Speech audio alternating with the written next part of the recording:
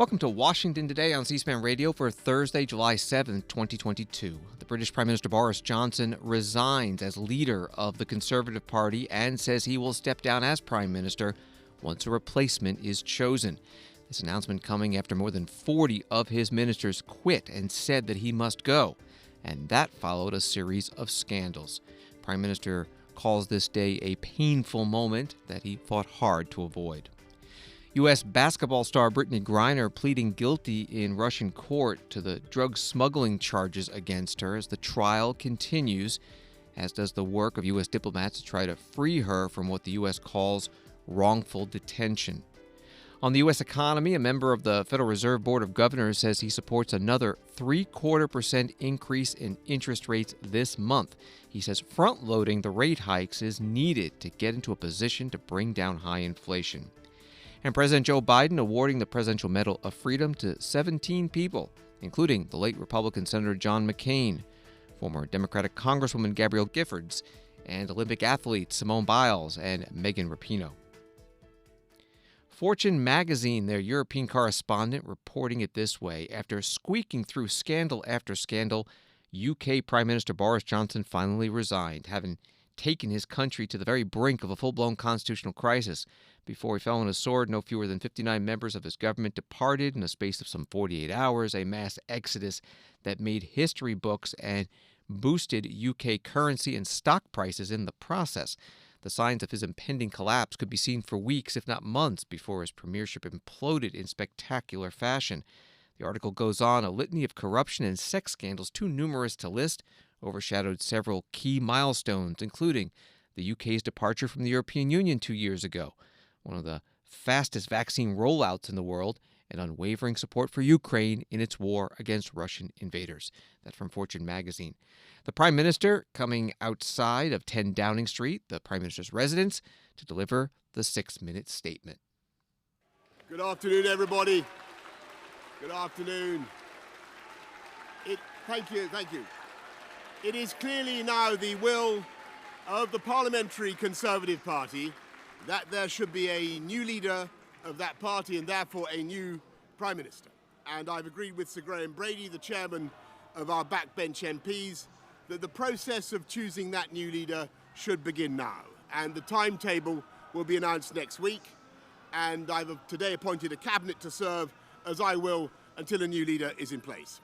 So I want to say to the millions of people who voted for us in 2019, many of them voting Conservative for the first time, thank you for that incredible mandate, the biggest Conservative majority since 1987, the biggest share of the vote since 1979. And the reason I have fought so hard in the last few days to continue to deliver that mandate in person was not just because I wanted to do so, but because I felt it was my job, my duty, my obligation to you to continue to do what we promised in 2019. And of course, I'm immensely proud of the achievements of this government, from getting Brexit done to settling our relations with the continent for over half a century, reclaiming the power for this country to make its own laws in Parliament, getting us all through the pandemic, delivering the fastest vaccine rollout in Europe, the fastest exit from lockdown, and in the last few months, leading the West in standing up to Putin's aggression in Ukraine. And let me say now to the people of Ukraine that I know that we in the UK will continue to back your fight for freedom for as long as it takes. And at the same time, in this country, we've been pushing forward a vast program of investment in infrastructure and skills and technology, the biggest in a century, because if I have one insight into human beings, it is that genius and talent and enthusiasm and imagination are evenly distributed throughout the population, but opportunity is not. And that's why we must keep levelling up, keep unleashing the potential of every part of the United Kingdom. And if we can do that in this country, we will be the most prosperous in Europe. And in the last few days, I've tried to persuade my colleagues that it would be eccentric to change governments when we're delivering so much, and when we have such a vast mandate, and when we're actually only a handful of points behind in the polls, even in mid-term after quite a few months of pretty relentless sledging, and when the economic scene is so difficult domestically and internationally. And I regret not to have been successful in those arguments, and of course it's painful not to be able to see through so many ideas and projects myself. But as we've seen at Westminster, the herd instinct is powerful, and when the herd moves, it moves. And my friends, in politics, no one is remotely indispensable. And our brilliant and Darwinian system will produce another leader equally committed to taking this country forward through tough times, not just helping families to get through it, but changing and improving the way we do things, cutting burdens on businesses and families, and yes, cutting taxes, because that is the way to generate the growth and the income we need to pay for great public services. And to that new leader, I say, whoever he or she may be, I say I will give you as much support as I can. And to you, the British public, I know that there will be many people who are relieved, and perhaps quite a few who will also be disappointed. And I want you to know how sad I am to be giving up the best job in the world. But them's the breaks. I want to thank Carrie and our children and all the members of my family who have had to put up with so much for so long. I want to thank the peerless British civil service for all the help and support that you have given our police, our emergency services, and of course our fantastic NHS, who at critical moment helped to extend my own period in office, as well as our armed services and our agencies that are so admired around the world, and our indefatigable Conservative Party members and supporters whose selfless campaigning makes our democracy possible. I want to thank the wonderful staff here at Chequers, here at Number 10, and of course at Chequers, and our fantastic prop force detectives, the one group, by the way, who never leak. Above all, I want to thank you, the British public, for the immense privilege that you have given me. And I want you to know that from now on until the new Prime Minister is in place, your interests will be served and the government of the country will be carried on. Being Prime Minister is an education in itself. I've travelled to every part of the United Kingdom, and in addition to the beauty of our natural world, I found so many people possessed of such boundless British originality and so willing to tackle old problems in new ways that I know that even if things can sometimes seem dark now, our future together is golden. Thank you all very much. Thank you. The British Prime Minister Boris Johnson outside the Prime Minister's residence in London, 10 Downing Street, speaking to reporters, but you could hear in the background there were protesters just around the corner. Boris Johnson became Prime Minister 3 years ago, July of 2019. And in his career, he's also been the Secretary of State for Foreign and Commonwealth Affairs. That was 2016 through 18. He was the Mayor of London before that, starting in 2008. And has been a member of Parliament since 2001. Announcing today he will step down as leader of his Conservative Party, the ruling majority currently in Parliament, and once a successor is chosen to be the new Prime Minister, he will step down from that as well. The Telegraph newspaper in Great Britain writing that Sir John Major, the former Tory Prime Minister, warned in a letter to the 1922 committee chair, Sir Graham Brady, that's the committee of the Conservative Party, that Mr. Johnson must leave office now for the well-being of the country. Some backbench MPs also urged him to quit as soon as possible rather than remain in place. That from the Telegraph. Leader of the opposition Labour Party in Britain is Keir Starmer, also expressing that in an interview on ITN. He needs to go completely. None of this nonsense about clinging on for a few months. He's inflicted lies, fraud and chaos in the country. And, you know, we're stuck with a with a government which isn't functioning in the middle of a cost of living crisis. And all of those that have been propping him up should be utterly ashamed of themselves. We've had 12 years of a stagnant economy, 12 years of broken public services, 12 years of empty promises. Enough is enough. And the change we need is not a change at the top of the Tory party. It's much more fundamental than that. We need a change of government and a fresh start for Britain. We've come from a general election in 2019 where we did very badly, to local elections this year where we made considerable ground, and a by-election win 2 weeks ago today in Wakefield with a huge swing to the Labour Party. So we're on track, and that's why we say the change we need is a change of government, a Labour government. We're ready for that. He needs to go. He can't cling on in this way. His own party have finally concluded that he's unfit to be Prime Minister. They can't now inflict him on the country for the next few months. It's obvious he's unfit to be Prime Minister. That's been blindingly obvious for a very, very long time. And if they don't get rid of him, then Labour will step up in the national interest and bring a vote of no confidence, because we can't go on with this Prime Minister clinging on for months and months to come. Keir Starmer, British Member of Parliament and leader of the opposition Labour Party, interviewed on ITN. A spokesman for Russian President Vladimir Putin, Dmitry Peskov, with a statement on British Prime Minister Boris Johnson's resignation. We would like to hope that someday in Great Britain, more professional people who can make decisions through dialogue will come to power. Reaction to the resignation in the U.S. Questions to the White House Press Secretary Karine Jean-Pierre. With Prime Minister Johnson's resignation today, I know you don't like to get into other countries' politics, but more substantively, what does this mean going forward?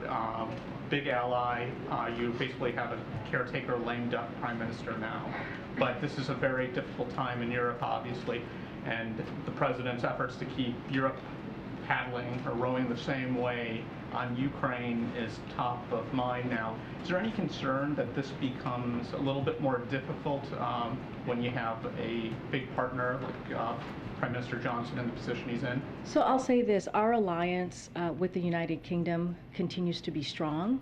Our special relationship with the people in the country will continue to endure. None of that changes.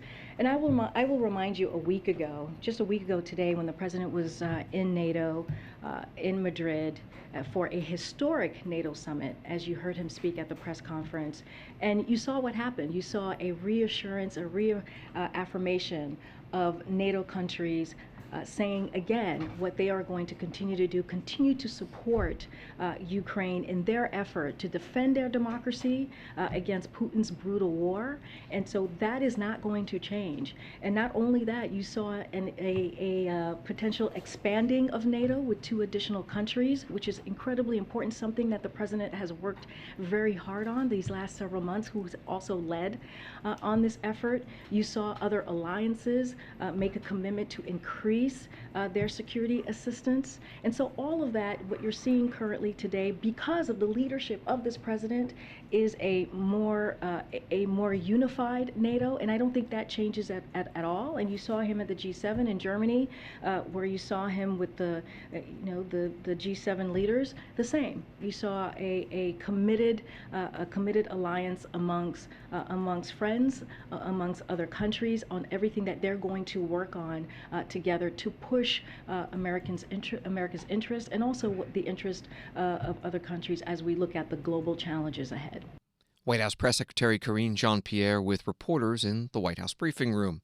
As for who might be the next Prime Minister of Great Britain, chosen from the ruling Conservative Party, the Independent newspaper in that country reporting a favorite among Conservative Party backbenchers, the Deputy Prime Minister Dominic Raab, has taken himself out of the running.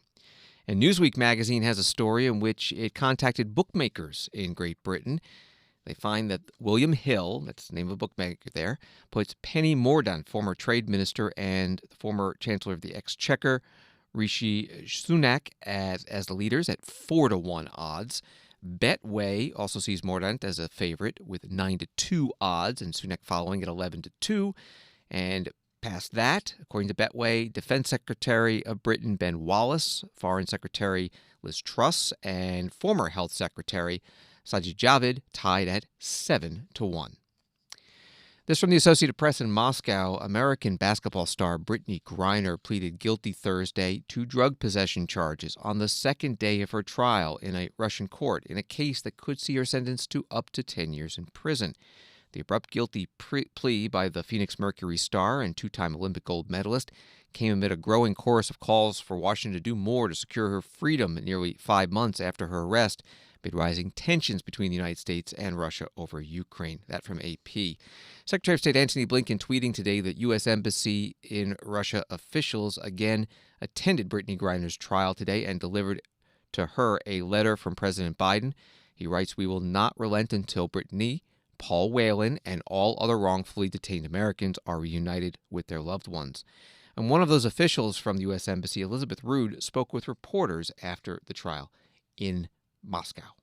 I'm the Chargé d'Affaires of the U.S. Embassy in Moscow. I'm here today along with our consular team to monitor closely the second day of the trial of U.S. citizen Brittney Griner.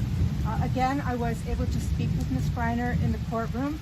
She said that she is eating well, she's able to read books, and under the circumstances, she is doing well.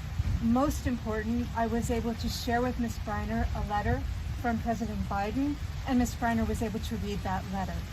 I would like again to emphasize the commitment of the United States government at the very highest levels to bring home safely Ms. Griner and all U.S. citizens wrongfully detained, as well as the commitment of the U.S. Embassy in Moscow to care for and protect the interests of all U.S. citizens detained or imprisoned in Russia. Thank you. Elizabeth Rood from the U.S. Embassy in Moscow with reporters outside the courthouse today. More from the AP article on the Brittney Griner trial. They write, a senior Russian diplomat said earlier that no action could be taken by Moscow on Griner's case until the trial was over, and her guilty plea could be an effort by her and advisors to expedite the court proceedings. Another AP article, this out of Beijing, China. The United States is the biggest threat to world peace, stability, and development, China said Thursday, continuing its sharp rhetoric in response to U.S. accusations of Chinese spying and threats to the international order. Foreign Ministry spokesman's comments come a day after the head of the FBI and the leader of Britain's domestic intelligence agency raised fresh alarms about the Chinese government, warning business leaders that Beijing is determined to steal their technology for competitive gain. The AP article continues, the heightened tone comes ahead of a meeting Saturday between U.S. Secretary of State Antony Blinken and Chinese Foreign Minister Wang Yi at the Group of 20 Leading Rich and Developing Nations Ministers Summit in Bali, Indonesia. A reference to what the FBI Director Christopher Wray said on Wednesday to business leaders. This was in London at MI5 headquarters. Here's a bit of it. The clip's compiled by Reuters. We consistently see that it's the Chinese government that poses the biggest long-term threat to our economic and national security. And by our, I mean both of our nations along with our allies in Europe and elsewhere. The Chinese government is set on stealing your technology, whatever it is that makes your industry tick, and using it to undercut your business and dominate your market. And they're set on using every tool at their disposal to do it. And those efforts pale in comparison to their lavishly resourced hacking program that's bigger than that of every other major country combined. The Chinese government sees cyber as the pathway to cheat and steal on a massive scale. But in addition to traditional and cyber-enabled thievery, there are even more insidious tactics they'll use to essentially walk through your front door and then rob you. The Chinese government likes to do this by making investments and creating partnerships that position their proxies to steal valuable technology. FBI Director Christopher Wray in London on Wednesday, a joint event with the Britain equivalent, MI5. Secretary of State Antony Blinken again arriving in Bali, Indonesia for the G20 foreign ministers meeting, and it's going to include a sidelines meeting with the Chinese foreign minister this weekend. Also in attendance at the G20 foreign ministers meeting will be Russia's foreign minister, Sergei Lavrov. A Reuters article includes this: the United States is determined to prevent anything happening at this week's G20 meeting in Bali that could legitimize Russia's brutality in Ukraine, a senior U.S. State Department official said on Thursday. More on China. The Commandant of the U.S. Marine Corps, General David Berger, asked today about U.S. strategy in the Indo-Pacific region and dealing with Chinese power, both military and other. You talk about balancing risk. It seems like part of the risk balancing challenge is the kinds of situations you prepare the force to address. So a lot of attention gets paid in the Pentagon to preparing for the China invasion of Taiwan, which obviously may or may not happen.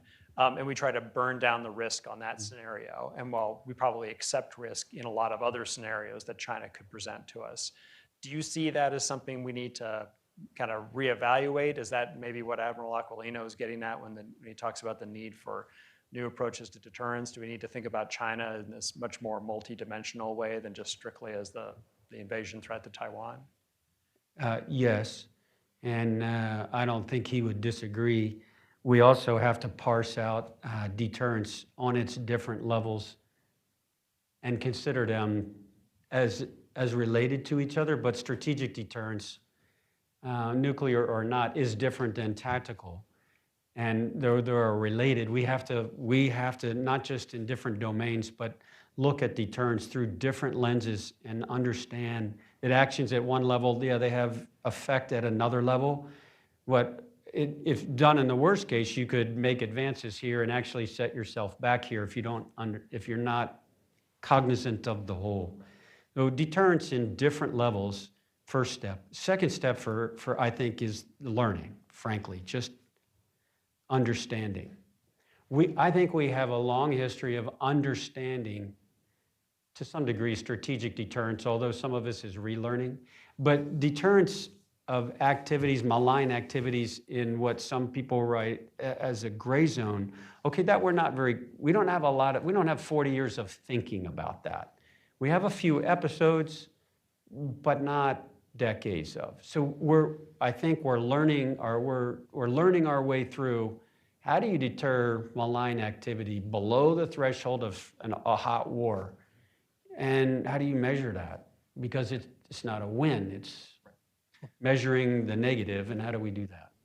General David Berger, Marine Corps Commandant, questioned by Brian Clark from the Hudson Institute, the director of their Center for Defense Concepts and Technology, a program today hosted by the Hudson Institute, covered by C-SPAN. You can find it in its entirety at our website, cspan.org. A Bloomberg News story has this: as U.S. Secretary of State Antony Blinken arrives in Southeast Asia for his first visit in more than 6 months, he'll find his Chinese counterpart halfway through a 2-week diplomatic blitz across the key strategic battleground, including stops in Thailand, Philippines, and Myanmar. Chinese Foreign Minister Wang Li's 11-day trip was part of China's push to offer an alternative to the U.S.'s Indo-Pacific strategy and assuage regional suspicions of its own intentions by emphasizing shared economic benefits. That from Bloomberg News. Washington Today continues in a moment. American History TV, Saturdays on C-SPAN 2, exploring the people and events that tell the American story. At 2 p.m. Eastern on The Presidency, the White House Historical Association looks at how the White House has been changed, updated, and preserved over several administrations. And at 9:10 p.m. Eastern, the National World War II Museum hosts a virtual event highlighting war journalist Martha Gellhorn, with a look back on how she started her career during the Spanish Civil War and went on to cover World War II. Exploring the American story.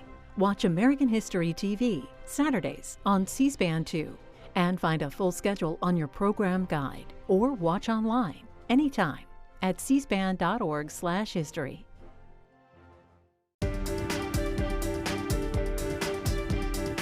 Welcome back to Washington Today, which you can get as a podcast on the free C-SPAN Now mobile video app and wherever you get your podcasts. A few more headlines. U.S. Secret Service Director James Murray is resigning at the end of July to take a job at the social media company Snapchat, according to the Homeland Security Department. Murray is a 27-year veteran of the Secret Service and has been director since 2019. And from the New York Times, a white Minneapolis police officer whose murder of a black man outside a convenience store touched off protests around the world was sentenced to 21 years in federal prison on Thursday in a case that signaled a new readiness to hold police officers criminally accountable for misconduct. The former officer, Derek Chauvin, was sentenced for using excessive force under color of law against both George Floyd, who died in the encounter, and a 14-year-old boy, also black, who was injured in an unrelated though similar incident. With time already served deducted, Mr. Chauvin's sentence amounts to just over 20 years, near the lower end of the range of 20 to 25 years prescribed by the sentencing guidelines. The federal and state sentences are to be served concurrently. That from the New York Times. Now to the economy. This from the Wall Street Journal. A top Federal Reserve official said he would support raising the benchmark interest rate by 0.75 percentage points at the central bank's July 26th and 27th meeting as part of an effort to raise rates quickly to levels designed to slow the economy in order to combat high inflation. That Federal Reserve official is Christopher Waller. He's on the Board of Governors, and today was at a virtual program hosted by the National Association of Business Economics. My position is driven mainly by inflation, which is just too high and doesn't seem to be coming down. So my view is we need to move to a much more restrictive setting in terms of interest rates and policy, and we need to do that as quickly as possible. So as I've been advocating for several months, I really support the idea of front-loading our rate hikes, by which what I mean is large increases early to get us up to the near neutral of the target range, and then smaller increases after that. So kind of steep up fast and then start to flatten out the rate increases. I just think there's a lot of value to getting those rate hikes in, get them validated. The markets have been expecting them, and get it done. And then as the second half of the year comes in, we're in a better position to kind of move things according to how the data comes in. So you are thinking of a path that where the first order of business is get to some notion of neutral. Do you have some kind of basic idea of where that is?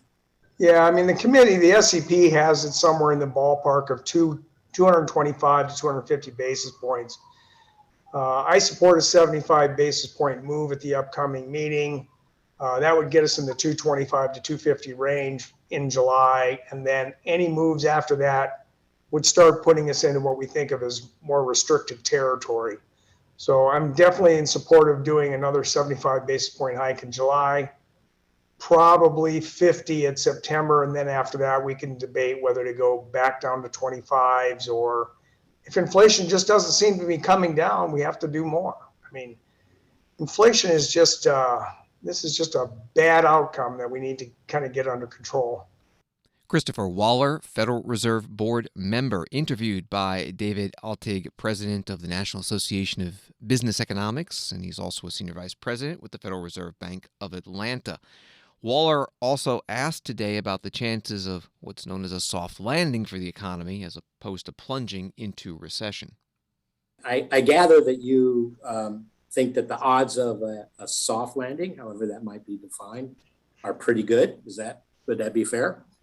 Yeah, I still think we have a good shot at this. I know that's not the chatter in the markets or in the talking heads on the commentary, but you have to look at the labor market and say, this is a pretty spectacular labor market by historical standards. 2-to-1 jobs per person looking, an unemployment rate of 3.6, something in the neighborhood of 2.5 million jobs created in the first 5 months of this year.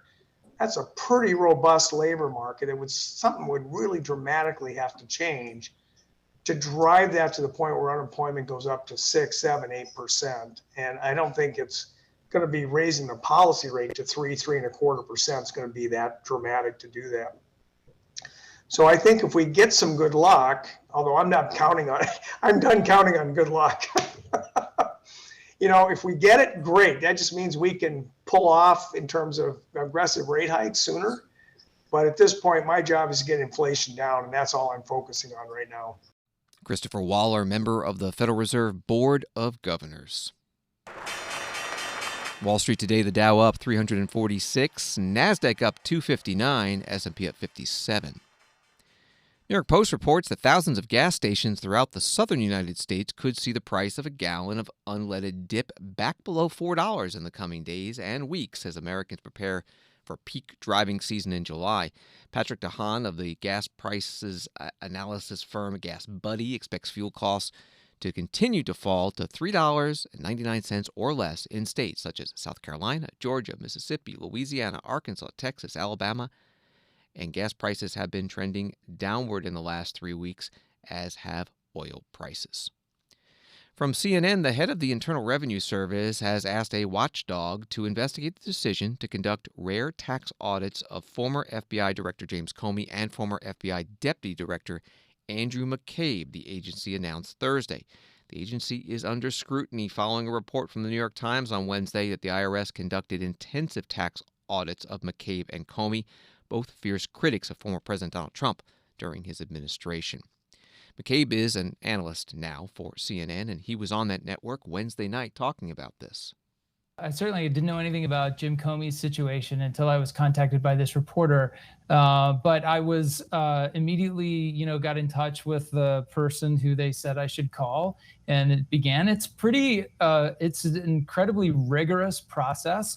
Although I have to say that the woman that I dealt with who had responsibility for my case was very professional, very responsive.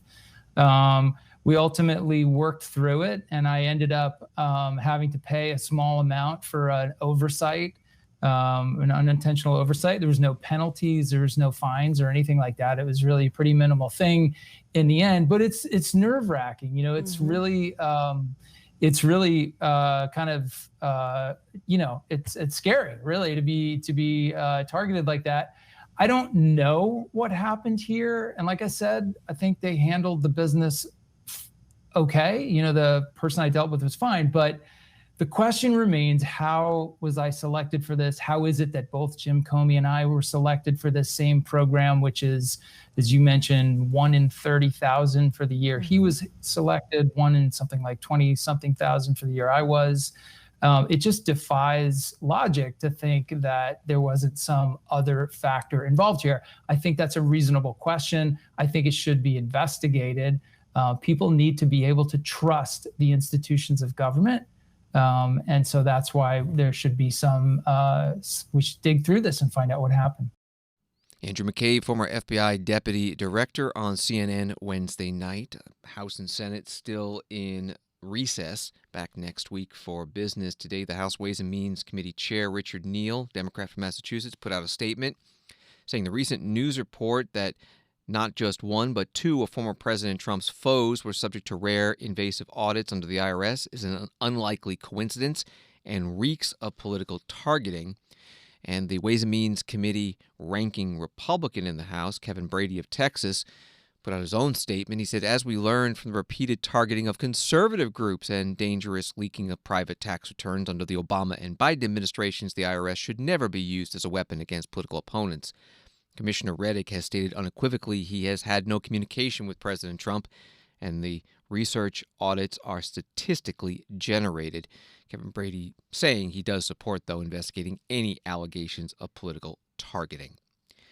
President Biden today awarding the Presidential Medal of Freedom, the highest civilian honor, to 17 people. They include 2 Republican senators, Alan Simpson, who was there at the White House, and the late Senator John McCain. Also, former Democratic Congresswoman Gabrielle Giffords, the late co-founder of Apple, Steve Jobs, on the list. The New York nurse, Sandra Lindsay, who was the first American to get a COVID-19 vaccine outside of clinical trials. Gold Star father, Khizr Khan, the founder of National Council of La Raza, also the first Latina to head a university. Civil rights attorney Fred Gray, late AFL-CIO Union President Richard Trumka, and 2 Olympic athletes as well, Simone Biles and Megan Rapinoe, plus actor Denzel Washington. He could not be at the White House today.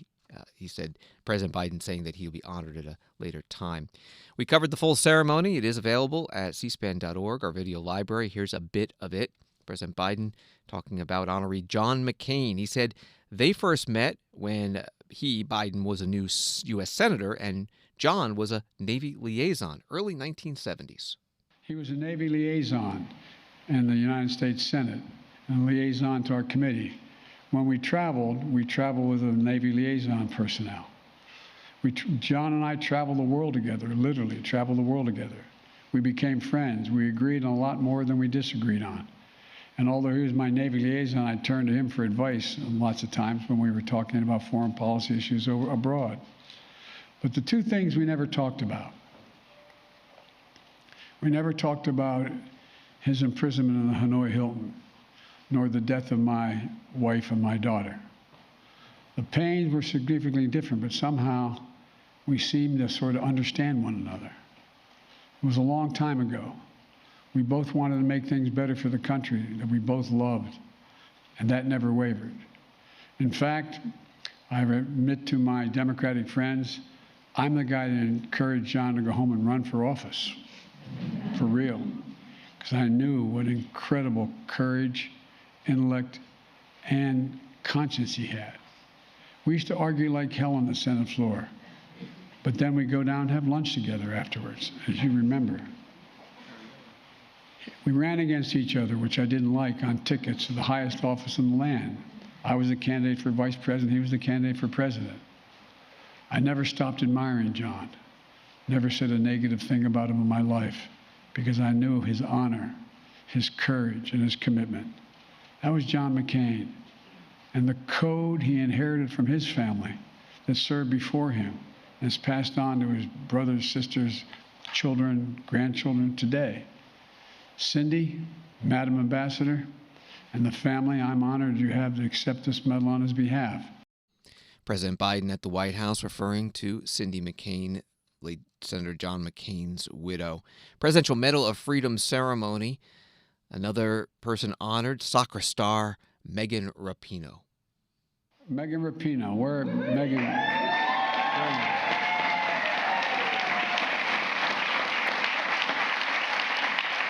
Megan is one of the most accomplished soccer players and the first soccer player to receive the Medal of Freedom.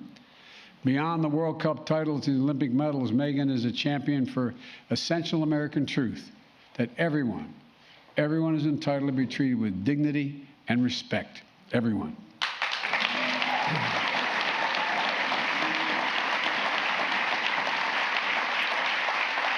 Along with her incredible teammates of the United States women's national team, and by the way, my son Hunter and daughter-in-law are here. His daughter was a great high school athlete, and she was so excited to be with you when you won the championship, and walking off the field. And we said hi to you. She said, I was busy. So when she wins again, I hope when I see her, she'll say, I think I know that guy. Maybe? It depends. I think yes. Megan did something really consequential. She helped lead the change for perhaps the most important victory for anyone on her soccer team or any soccer team. Equal pay for women. Equal pay for women.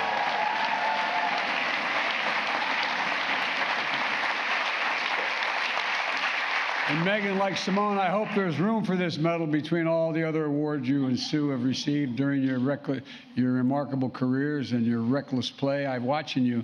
My Lord, you are a good kid.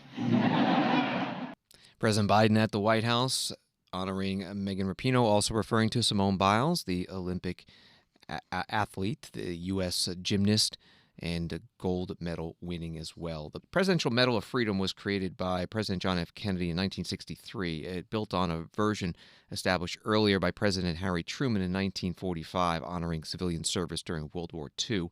And the president has the sole discretion to award the medal to people who make, quote, an especially meritorious contribution to the security or national interest of the United States, world peace, cultural, or other significant public or private endeavors. Thanks for listening to Washington Today. For more Washington stories sent to you every day, subscribe to C-SPAN's evening newsletter, Word for Word. Sign up at c-span.org/connect. Have a good night.